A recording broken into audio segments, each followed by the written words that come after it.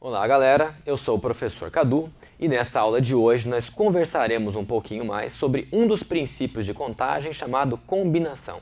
Na verdade, combinação é um tipo de problema de contagem e toda vez que um problema de contagem for identificado como uma combinação, nós veremos que estratégias nós podemos ter para o seu desenvolvimento. Primeiro, vamos ver como identificar se um problema é uma combinação.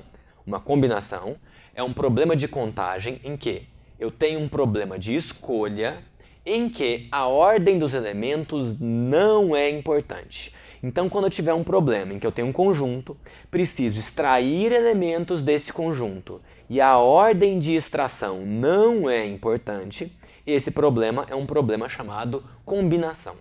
Sempre que você identificar um problema como sendo uma combinação, você pode proceder à resolução do seu problema de duas formas. São elas: ou você pode fazer o princípio fundamental da contagem, que são os tracinhos com aqueles números em cima, dividido por p fatorial, onde p é a quantidade de elementos que você está escolhendo.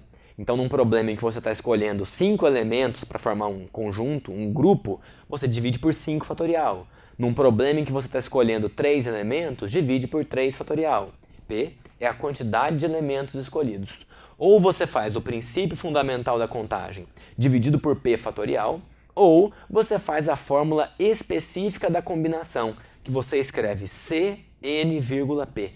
Quando você escreve C n,p, você está dizendo que você tem uma combinação de n elementos dos quais você escolhe p.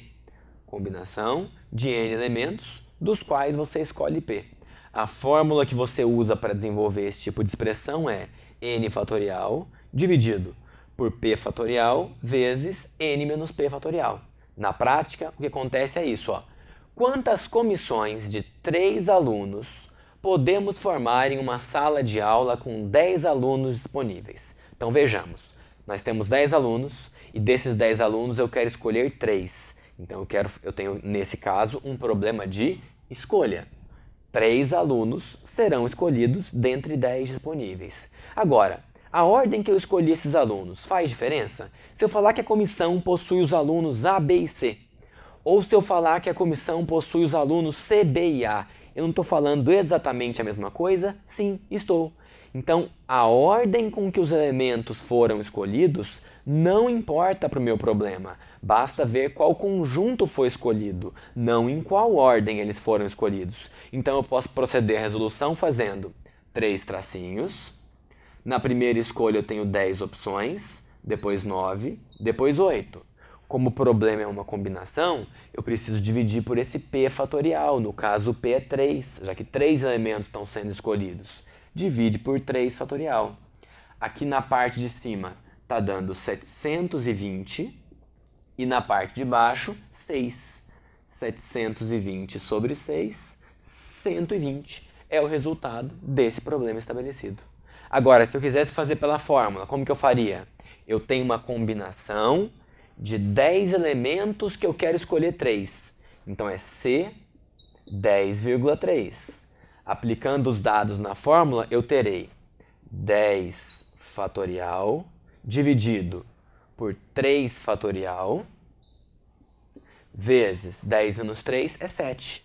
7 fatorial. A minha estratégia agora é ir diminuindo 10 fatorial até chegar no 7 fatorial. Vai ficar 10, 9, 8, 7 fatorial sobre 3 fatorial vezes 7 fatorial. O 7 fatorial cancela, olha o que eu tenho, 10 vezes 9 vezes 8 dividido por 3 fatorial, que é exatamente o meu ponto de partida aqui.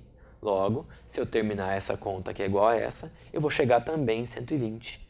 Esse resultado dá 120, o que é óbvio, né? Os dois caminhos vão ter que me levar, com certeza, à mesma resposta. Por hoje é isso, pessoal. Tchau, tchau e até a próxima.